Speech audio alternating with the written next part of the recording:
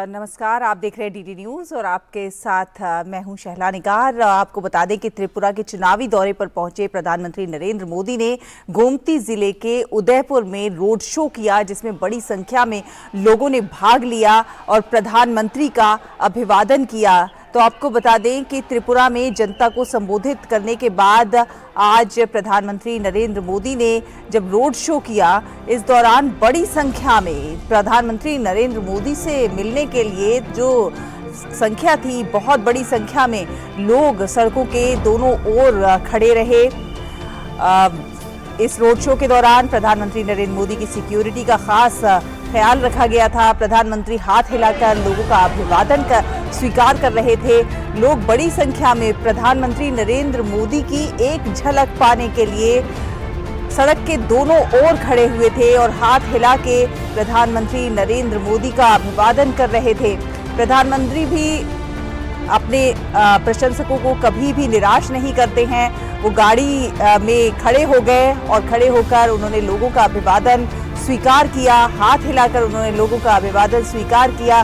बच्चे, बड़े, बूढ़े सभी मौजूद थे इस दौरान। आप देख सकते हैं, आपके सामने तस्वीरें हैं कि किस तरह से लोग सड़कों पर निकले हुए थे प्रधानमंत्री के काफिले को देखने के लिए, प्रधानमंत्री की एक झलक पाने के लिए। और हम जानते हैं कि प्रधानमंत्री नरेंद्र मोदी से जनता जिस कदर प्यार करती है, जब भी प्रधानमंत्री का किसी भी राज्य में दौरा होता है तो इसी तरह बड़ी संख्या में लोगों का हुजूम उमड़ पड़ता है, जो प्रधानमंत्री की सिर्फ एक झलक पाने के लिए बेताब रहते हैं। और वही कुछ नज़ारा त्रिपुरा में भी देखने को मिला, जब जनता को संबोधित करने के बाद प्रधानमंत्री जब सड़क पर निकले तो एक रोड शो में बड़ी संख्या में लोग मौजूद थे।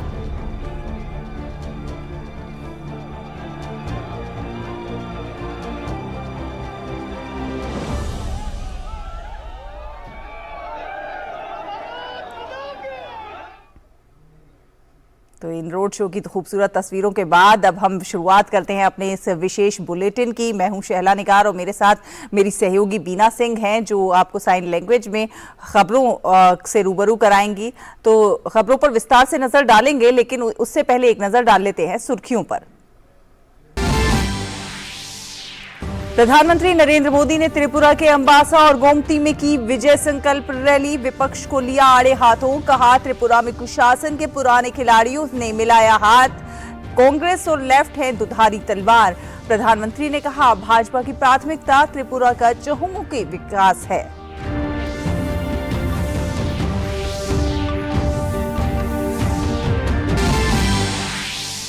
केंद्रीय वित्त मंत्री निर्मला सीतारमण ने केंद्रीय बजट 2023-24 के बाद भारतीय रिजर्व बैंक के निदेशक मंडल की केंद्रीय बोर्ड की बैठक में लिया हिस्सा। बैठक के बाद मीडिया को किया संबोधित। अडानी हिंडनबर्ग विवाद को लेकर सुप्रीम कोर्ट की चिंता पर कहा भारत के नियामक हैं बहुत अनुभवी और डोमेन विशेषज्ञ, मामले पर गंभीरता से बनाए हुए हैं नजर। फिजी के नांदी में 12वां विश्व हिंदी सम्मेलन का होगा आयोजन। फिजी सरकार के सहयोग से 15 से 17 फरवरी 2023 तक विदेश मंत्रालय करेगा आयोजन। अलग अलग थीम्स पर कुल 10 सेशंस होंगे आयोजित। विदेश मंत्रालय ने प्रेस वार्ता कर दी जानकारी। केंद्रीय गृह मंत्री अमित शाह हैदराबाद स्थित सरदार वल्लभ भाई पटेल राष्ट्रीय पुलिस अकादमी में आयोजित आईपीएस प्रोबेशनर्स की पासिंग आउट परेड में हुए शामिल। कहा आधुनिक पुलिसिंग में तकनीक का अहम रोल। 8 साल पहले आंतरिक सुरक्षा के सामने थी कई चुनौतियां, लेकिन आज जम्मू कश्मीर में आतंकी घटनाओं में आई है कमी। आगरा में आज से महिला एवं बाल विकास मंत्रालय के G20 एम्पावर समूह की 2 दिवसीय इंसेप्शन मीटिंग। महिलाओं को सभी क्षेत्रों में नेतृत्व करने के लिए सशक्त बनाना है उद्देश्य।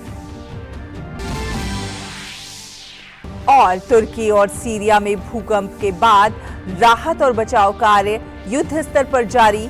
मृतकों की संख्या 24,000 के पार। भारत ऑपरेशन दोस्त के जरिए कर रहा है मदद। वहीं संयुक्त राष्ट्र ने तुर्की और सीरिया में खाद्य संकट की दी चेतावनी।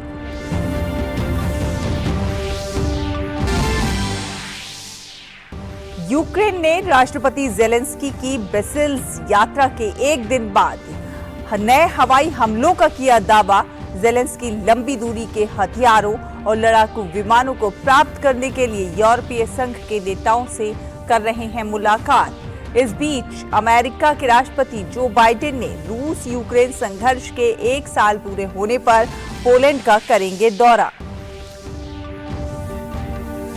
नागपुर टेस्ट में ऑस्ट्रेलिया की करारी हार। भारत ने ऑस्ट्रेलिया को एक पारी और 132 रन से रौंदा। दूसरी पारी में ऑस्ट्रेलिया 91 रन पर सिमटी। भारतीय स्पिनरों के सामने ऑस्ट्रेलियाई बल्लेबाजों ने घुटने टेके।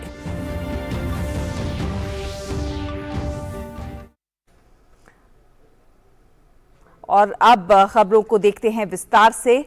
प्रधानमंत्री नरेंद्र मोदी ने त्रिपुरा के अंबासा और गोमती की विजय संकल्प रैली को संबोधित किया। त्रिपुरा के गोमती में अपने संबोधन में प्रधानमंत्री नरेंद्र मोदी ने कहा कि 5 साल में भाजपा ने सालों से विकास के पिछड़े राज्य का विकास करके दिखाया है। यहां आने वाले देश विदेश से पर्यटक आज त्रिपुरा में आकर यहां विकास के साक्षी बन रहे हैं। कांग्रेस और लेफ्ट पर जनता के हितों को अनदेखा करने का आरोप लगाते हुए प्रधानमंत्री ने कहा कि लेफ्ट और कांग्रेस की सरकार में विकास की सड़क कभी भी जनता तक नहीं पहुंची। जल जीवन मिशन के विषय में बोलते हुए प्रधानमंत्री ने कहा कि जब त्रिपुरा की महिलाएं नल से जल भरती हैं तो उनका आशीर्वाद सीधा दिल्ली तक पहुंचता है। इसी आशीर्वाद के साथ उन्होंने जनता से मतदान में बढ़ चढ़कर भाग लेने की अपील की। प्रधानमंत्री नरेंद्र मोदी ने त्रिपुरा के धलाई जिले के अंबासा में एक जनसभा को संबोधित किया। उन्होंने कहा कि 3 दशकों तक शासन करने वाली सरकारों के राज में भय, हिंसा और आतंकवाद देखने को मिलता था, लेकिन आज भाजपा के राज में देश के हर राज्य और हर क्षेत्र का विकास हो रहा है। प्रधानमंत्री मोदी ने कहा कि पहले त्रिपुरा में एक ही शब्द सुनने को मिलता था, वो था चंदा। इन्होंने 3 दशक तक चंदे के नाम पर लोगों को लूटने का लाइसेंस देकर रखा था। हमने त्रिपुरा के लोगों को चंदा चंदा करने वालों से मुक्त कर दिया है। पीएम नरेंद्र मोदी ने कहा कि त्रिपुरा में दशकों तक राज करने वाली कांग्रेस और वामपंथियों ने राज्य को विकास की पटरी से ही पीछे उतार दिया था। भाजपा ने अपने सुशासन से राज्य को नई पहचान दी। वित्त मंत्री निर्मला सीतारमण ने आज दिल्ली में भारतीय रिजर्व बैंक आरबीआई केंद्रीय निदेशक मंडल को संबोधित किया। इस दौरान भारतीय रिजर्व बैंक के गवर्नर शक्तिकांत दास भी उपस्थित रहे, जिसके बाद वित्त मंत्री और आरबीआई गवर्नर शक्तिकांत दास ने संयुक्त प्रेस वार्ता की। इस दौरान उन्होंने अडानी हिंडनबर्ग विवाद को लेकर उन्होंने कहा कि भारत के नियामक बहुत अनुभवी हैं। उन्होंने कहा विशेषज्ञ मामले पर गंभीरता से नजर बनाए हुए हैं। वित्त मंत्री ने कहा कि G20 देशों के साथ चर्चा जारी है। क्रिप्टो करेंसी में तकनीक की भूमिका अधिक है। उन्होंने कहा इसलिए हम सभी देशों से बात कर रहे हैं। वित्त मंत्री ने कहा नई कर प्रणाली से मध्यम वर्ग को फायदा होगा, क्योंकि इस व्यवस्था को अपनाने से करदाताओं के हाथ में अधिक पैसा आएगा। इस दौरान आरबीआई गवर्नर शक्तिकांत दास ने कहा कि 2023-24 में मुद्रास्फीति का अनुमान 5.3% है। कच्चे तेल के दाम में गिरावट आ सकती है। उन्होंने कहा वर्तमान में स्थिति वैसी नहीं है जैसी 6 महीने पहले थी। 12वां विश्व हिंदी सम्मेलन का आयोजन 15 से 17 फरवरी 2023 तक फिजी के नांदी में किया जाएगा। विदेश मंत्रालय के सचिव सौरभ कुमार ने कहा कि विदेश मंत्रालय द्वारा फिजी सरकार के सहयोग से इसका आयोजन किया जा रहा है। सम्मेलन का उद्घाटन 15 फरवरी को विदेश मंत्री एस जयशंकर करेंगे और इसका समापन 17 फरवरी को होगा। विदेश मंत्रालय के सचिव सौरभ कुमार ने कहा कि देश और दुनिया में दिनों दिन हिंदी की लोकप्रियता काफी बढ़ रही है। विदेश मंत्रालय के सचिव ने कहा कि विदेश मंत्री एस जयशंकर की फिजी के प्रधानमंत्री से भी मिलने की संभावना है। केंद्रीय गृह और सहकारिता मंत्री अमित शाह आज कर्नाटक के पुत्तूर में विवेकानंद शिक्षा संस्थान में चॉकलेट सहकारी फर्म कैंपको लिमिटेड के स्वर्ण जयंती समारोह में शामिल हुए। कैंपको लिमिटेड एक सहकारी समिति है जिसका गठन भारतीय राज्यों कर्नाटक और केरल में सुपारी और कोको उत्पादकों की पीड़ा को कम करने के लिए किया गया है। कार्यक्रम में जनसभा को संबोधित करते हुए अमित शाह ने कहा कि ये प्रदेश समृद्ध परंपराओं का देश है। परंपराओं का है। देश में बहुत कम क्षेत्र ऐसे हैं जहां के लोग विषम परिस्थिति के बाद भी खेती से देश को समृद्ध बनाते हैं। हैदराबाद स्थित सरदार वल्लभ भाई पटेल राष्ट्रीय पुलिस अकादमी में आज भारतीय पुलिस सेवा आईपीएस प्रोबेशनर्स के 74 आरआर बैच की पासिंग आउट परेड हुई। केंद्रीय गृह मंत्री अमित शाह मुख्य अतिथि के तौर पर परेड में शामिल हुए। गृह मंत्री अमित शाह ने पासिंग आउट परेड की सलामी ली। परेड में कुल 195 अधिकारी प्रशिक्षुओं ने हिस्सा लिया। इसमें 166 आईपीएस अधिकारी प्रशिक्षु और 29 विदेशी अधिकारी प्रशिक्षु शामिल हैं। इसमें 37 महिला अधिकारी भी शामिल हैं। अपने संबोधन में गृह मंत्री अमित शाह ने कहा कि प्रधानमंत्री नरेंद्र मोदी आने वाले 25 सालों की चुनौतियों से निपटने के लिए पुलिस टेक्नोलॉजी मिशन की शुरुआत की है। गृह मंत्री ने कहा कि 8 वर्ष पहले देश के आंतरिक सुरक्षा के क्षेत्र में कई चुनौतियां थीं। आज हमने जम्मू कश्मीर में आतंकी घटनाओं में कमी लाई है। राष्ट्रपति द्रौपदी मुर्मू का ओडिशा के दौरे पर हैं वो, और राष्ट्रपति ने आज कटक स्थित ICAR राष्ट्रीय चावल अनुसंधान संस्थान में दूसरी भारतीय चावल कांग्रेस का उद्घाटन किया। इस दौरान उन्होंने कार्यक्रम को संबोधित करते हुए कहा कि भारत विश्व का दूसरा सबसे बड़ा चावल उत्पादक देश है। राष्ट्रपति ने कहा कि चावल समृद्धि का भी प्रतीक माना जाता है। इस अवसर पर केंद्रीय कृषि मंत्री नरेंद्र सिंह तोमर ने कहा कि हमारे किसानों और कृषि वैज्ञानिकों के अथक प्रयास से देश अनाज में न केवल आत्मनिर्भर बन गया है, बल्कि देश अनाज से दुनिया की मदद कर रहा है।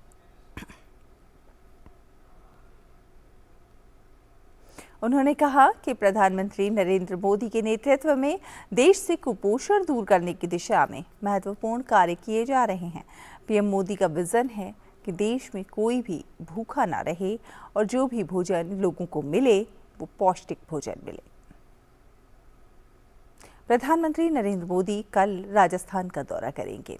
नए भारत में विकास, प्रगति और कनेक्टिविटी में बढ़ोतरी को मद्देनजर रखते हुए प्रधानमंत्री का जोर है कि देश में उत्कृष्ट सड़क अधोसंरचना तैयार की जाए। इस दृष्टिकोण को वास्तविकता में बदलने के लिए देश भर में अनेक विश्व स्तरीय एक्सप्रेसवे का निर्माण किया जा रहा है। ऐसी ही एक महत्वपूर्ण परियोजना है दिल्ली मुंबई एक्सप्रेसवे, जिसके सबसे पहले पूरे हो जाने वाले दिल्ली दौसा लालसोट सेक्शन का लोकार्पण प्रधानमंत्री करेंगे। दिल्ली मुंबई एक्सप्रेसवे का दिल्ली दौसा लालसोट सेक्शन 246 किलोमीटर लंबा है, जिसे 12,150 करोड़ रुपए से अधिक की लागत से विकसित किया गया है। इस सेक्शन के चालू हो जाने से दिल्ली से जयपुर का यात्रा समय 5 घंटे से कम होकर लगभग 3.5 घंटे रह जाएगा। इस सेक्शन के खुल जाने से पूरे क्षेत्र में आर्थिक विकास को भी शक्ति मिलेगी। दिल्ली मुंबई एक्सप्रेसवे भारत का सबसे लंबा एक्सप्रेसवे होगा, जिसकी कुल लंबाई 1,386 किलोमीटर है। इसके बन जाने से दिल्ली और मुंबई के बीच की यात्रा दूरी में 12% की कमी आएगी और सड़क की लंबाई 1,424 किलोमीटर से कम होकर 1,242 किलोमीटर रह जाएगी। यात्रा के समय में भी 50% की कमी आएगी। पहले जहां 24 घंटे लगते थे, वहीं अब 12 घंटे लगेंगे। ये एक्सप्रेसवे 6 राज्यों दिल्ली, हरियाणा, राजस्थान, मध्य प्रदेश, गुजरात और महाराष्ट्र से होकर गुजरेगा तथा कोटा, इंदौर, जयपुर, भोपाल, वडोदरा और सूरत जैसे मुख्य शहरों को जोड़ेगा। एक्सप्रेसवे 93 पीएम गतिशक्ति आर्थिक संकुलों, 13 बंदरगाहों, 8 प्रमुख हवाई अड्डों और 8 बहुविध लॉजिस्टिक पार्कों को भी सुविधा प्रदान करेगा। प्रधानमंत्री नरेंद्र मोदी कल सुबह 11 बजे दिल्ली के इंदिरा गांधी इंडोर स्टेडियम में महर्षि दयानंद सरस्वती की 200वीं जयंती के उपलक्ष्य में साल भर चलने वाले समारोह का उद्घाटन करेंगे। इस अवसर पर प्रधानमंत्री उपस्थित लोगों को भी संबोधित करेंगे। महर्षि दयानंद सरस्वती, जिनका जन्म 12 फरवरी 1824 को हुआ था, एक समाज सुधारक थे। उन्होंने 1875 में तत्कालीन सामाजिक असमानताओं से निपटने के लिए आर्य समाज की स्थापना की थी। प्रधानमंत्री 13 फरवरी को कर्नाटक के दौरे पर रहेंगे। पीएम बेंगलुरु के येलहंका स्थित वायुसेना स्टेशन पर 14वें एरो इंडिया 2023 का उद्घाटन करेंगे। एरो इंडिया 2023 की theme runway to a billion opportunities है। प्रधानमंत्री की परिकल्पना make in India, make for the world के अनुरूप एरो इंडिया 2023 में स्वदेशी उपकरणों, प्रौद्योगिकियों को दर्शाया जाएगा। कार्यक्रम के जरिए स्वदेशी एमएसएमई और स्टार्टअप का एकीकरण भी संभव होगा, जो वैश्विक आपूर्ति श्रृंखला से संबंधित है। इसके जरिए विदेशी निवेश सहित सह विकास और सह उत्पादन के लिए साझेदारी भी आमंत्रित की जाएगी। एरो इंडिया 2023 में 80 से अधिक देश भाग लेंगे। लगभग 30 देशों के मंत्री और वैश्विक और भारतीय ओईएम के 65 सीईओज के भी एरो इंडिया 2023 में हिस्सा लेने की संभावना है। एरो इंडिया 2023 प्रदर्शनी में लगभग 100 विदेशी और 700 भारतीय कंपनियों सहित 800 से अधिक रक्षा कंपनियां भाग लेंगी। प्रदर्शनी में भाग लेने वाली भारतीय कंपनियों में एमएसएमई और स्टार्टअप शामिल हैं, जो देश में विशिष्ट प्रौद्योगिकियों की उन्नति, एरोस्पेस में वृद्धि और रक्षा क्षमताओं को पेश करेंगे। केंद्र सरकार की बैंक योजना के अंतर्गत हाल ही में प्रसार भारती को करीब 2,500 करोड़ रुपए स्वीकृत हुए हैं। इससे रायपुर के दूरदर्शन और आकाशवाणी केंद्र के लिए व्यवस्थागत सुधार के प्रयास किए जाएंगे। दूरदर्शन समाचार से बात करते हुए प्रसार भारती के सीईओ गौरव द्विवेदी ने बताया कि छत्तीसगढ़ के विभिन्न क्षेत्रों में हिंदी और छत्तीसगढ़ी के अलावा अन्य भाषाएं बोली जाती हैं। अगले कुछ ही दिनों में जगदलपुर के आकाशवाणी केंद्र से स्थानीय भाषा में एक बुलेटिन साप्ताहिक रूप से आरंभ किए जाएंगे। इसके बाद इसे दैनिक रूप से प्रसारित किया जाएगा। इससे पहले द्विवेदी ने आज दूरदर्शन केंद्र रायपुर और प्रादेशिक समाचार एकांश का जायजा लिया। स्टूडियो और न्यूज रूम का भी निरीक्षण किया। आयुष मंत्रालय यूनानी दिवस मना रहा है। इस अवसर पर दिल्ली के विज्ञान भवन में आयोजित एक कार्यक्रम में केंद्रीय आयुष मंत्री सर्बानंद सोनोवाल, कानून और न्याय मंत्री किरेन रिजिजू और आयुष राज्य मंत्री मंजू पारा महेंद्र भाई उपस्थित रहे। अपने संबोधन में केंद्रीय आयुष मंत्री सर्बानंद सोनोवाल ने कहा कि 2014 के बाद यूनानी चिकित्सा के अनुसंधान और विकास में बहुत काम हुआ है। 7 फरवरी से लेकर 9 फरवरी तक गुजरात के भुज में G20 की पहली टूरिज्म वर्किंग ग्रुप की पहली बैठक हुई। बैठक में भाग लेने वाले सभी सदस्य देशों ने टूरिज्म को लेकर भारत की प्रतिबद्धताओं का समर्थन किया। टूरिज्म सेक्रेटरी अरविंद सिंह ने मीडिया से कहा कि भुज में हुई बैठक काफी सकारात्मक माहौल में संपन्न हुई। टूरिज्म को लेकर आने वाले समय में किस प्रकार से आगे बढ़ा जाए, इसको लेकर 5 बातों पर सदस्य देशों से भारत के रुख का समर्थन भी किया। भारतीय भूवैज्ञानिक सर्वेक्षण GSI 2023-24 के दौरान 111 सार्वजनिक स्वास्थ्य और जन कल्याण आधारित भूविज्ञान गतिविधियां शुरू करेगा। GSI द्वारा वर्ष 2023-24 के लिए 5 मिशनों के अंतर्गत कुल 966 मानक कार्यक्रमों को अंतिम रूप दिया गया है। इसके तहत रणनीतिक रूप से महत्वपूर्ण तथा उर्वरक खनिजों की खोज पर विशेष जोर देने के साथ आधारभूत डाटा तैयार करने और खनिज अन्वेषण कार्यक्रमों पर ध्यान केंद्रित किया गया है। इसके अलावा भारतीय भूवैज्ञानिक सर्वेक्षण विभिन्न राज्यों के भूवैज्ञानिकों सहित अपने अधिकारियों एवं अन्य बाहरी अधिकारियों के प्रशिक्षण और क्षमता निर्माण के लिए 115 पाठ्यक्रम संचालित करेगा। भारतीय भूवैज्ञानिक सर्वेक्षण साल 1851 में स्थापित दुनिया के सबसे पुराने सर्वेक्षण संगठनों में से एक है। वर्षों से भारतीय भूवैज्ञानिक सर्वेक्षण ने विभिन्न भूवैज्ञानिक गतिविधियों में विकास एवं विविधता जारी रखी है और भूविज्ञान के क्षेत्र में अपना उल्लेखनीय योगदान दिया है। केंद्रीय मंत्री अश्विनी वैष्णव और IT राज्य मंत्री देव सिंह चौहान ने भारतीय डाक की यात्रा पर दिल्ली में एक राष्ट्रीय डाक टिकट प्रदर्शनी अमृत पैक्स 2023 का उद्घाटन किया। इस मौके पर केंद्रीय मंत्री अश्विनी वैष्णव ने कहा कि डाक विभाग अब डिजिटल माध्यम से दूर दराज के क्षेत्रों तक सेवाओं, प्रत्यक्ष लाभ और बैंकिंग नेटवर्क पहुंचाने का माध्यम बन रहा है। उन्होंने कहा कि युवाओं में जागरूकता बढ़ाने के लिए हर सप्ताह डाक टिकट पर एक रील बनाई जाएगी। और मध्य प्रदेश की राजधानी भोपाल की एक बड़ी झील के किनारे एक रंगारंग कार्यक्रम के साथ ही खेलो इंडिया यूथ गेम्स का समापन हो रहा है। समापन समारोह की शुरुआत में विजेता खिलाड़ियों को चैंपियंस बस में बिठाकर मुख्यमंत्री निवास से बोट क्लब तक भव्य रैली निकालकर उनका स्वागत किया गया। मुख्यमंत्री चौहान चैंपियन बस को हरी झंडी दिखाकर रवाना किए।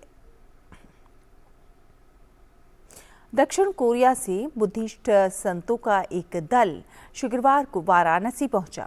दल ने आज प्रातः सारनाथ में धामेक स्तूप के समक्ष भगवान बुद्ध की प्रतिमा रखकर अपनी पद्धति से पूजन अर्चन किया। इस अवसर पर दक्षिण कोरिया के राजदूत तो उपस्थित थे ही, साथ ही साथ उत्तर प्रदेश के मंत्री दयाशंकर मिश्र भी मौजूद रहे। यह आयोजन उस पैदल यात्रा की शुरुआत है जो दक्षिण कोरियाई संतों ने सारनाथ से शुरू की और जो बिहार के गया और नेपाल होते हुए उत्तर प्रदेश के श्रावस्ती में समाप्त हो गई। इंटरनेशनल बुद्ध कॉन्फेडरेशन के डिप्टी जनरल सेक्रेटरी ने इस यात्रा को भारत के विश्व गुरु बनने की दिशा में निर्णायक बताया। दक्षिण कोरिया के राजदूत चांग जेई बॉक ने कहा कि हमारे भारत के साथ राजनयिक संबंधों के 50 साल पूरे हो रहे हैं। साउथ कोरिया के 108 बुद्धिस्ट 43 दिन की यात्रा पर भारत आ रहे हैं। बौद्ध भक्तों के लिए ये यात्रा बेहद खास है। देश का सबसे कठोर नकल विरोधी कानून उत्तराखंड में लागू हो गया है। राज्यपाल लेफ्टिनेंट जनरल गुरमीत सिंह ने उत्तराखंड प्रतियोगी परीक्षा भर्ती में अवैध तरीकों की रोकथाम अध्यादेश 2023 को कल मंजूरी दे दी। राजभवन ने 24 घंटे के भीतर इस निर्णय को मंजूरी दी। मुख्यमंत्री पुष्कर सिंह धामी ने प्रस्ताव स्वीकार करने के लिए राज्यपाल को धन्यवाद दिया। नकल विरोधी कानून के अंतर्गत नकल माफिया से जुड़े अपराधियों के लिए 10 करोड़ रुपए का जुर्माना और आजीवन कारावास या 10 साल के दंड का प्रावधान किया गया है। इसके अलावा नकल माफिया की संपत्ति भी जब्त करने का प्रावधान है। और तुर्की और सीरिया में आए भीषण भूकंप के 5 दिन बाद भी मलबे से शवों को खोजने का काम जारी है। इस प्राकृतिक आपदा में तुर्की सबसे बुरी तरह प्रभावित हुआ है। यहां अब तक 24,000 से अधिक मौतें हुई हैं, जबकि घायलों की संख्या 82,000 के पार पहुंच गई है। अभी भी मलबे के नीचे हजारों लोग फंसे हुए हैं। ऐसे में एजेंसियों और बचाव कर्मियों का मानना है कि हताहतों और घायलों की संख्या और बढ़ेगी। और खबर खेल की है। भारत ने नागपुर में खेले गए पहले टेस्ट में ऑस्ट्रेलिया को एक पारी और 132 रन से हरा दिया है। दूसरी पारी में ऑस्ट्रेलिया की पूरी टीम 91 रन पर पवेलियन लौट गई। दूसरी पारी में ऑस्ट्रेलिया की शुरुआत बेहद खराब रही। उस्मान ख्वाजा को 5 रन पर अश्विन ने आउट किया। लाबुशेन 17 और डेविड वार्नर 10 रन बनाकर पवेलियन लौटे। मैट रैनशॉ को 2 पर, पीटर हैंड्सकॉम्ब को 6 रन पर और अश्विन ने एलबीडब्ल्यू आउट किया। एलेक्स कैरी को 10 रन पर आउट करके अश्विन ने अपना 5वां विकेट हासिल किया।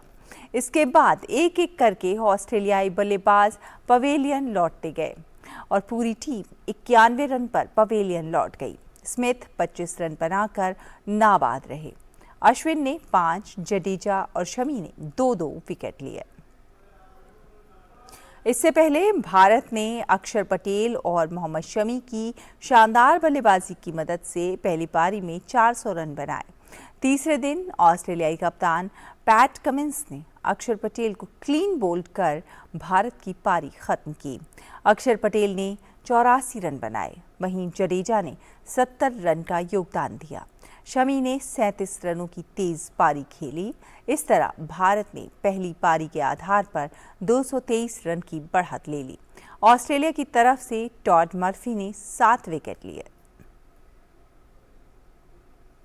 इसी के साथ इस विशेष बुलेटिन में बस इतना ही। मुझे और हमारी पूरी टीम को दीजिए अनुमति। नमस्कार।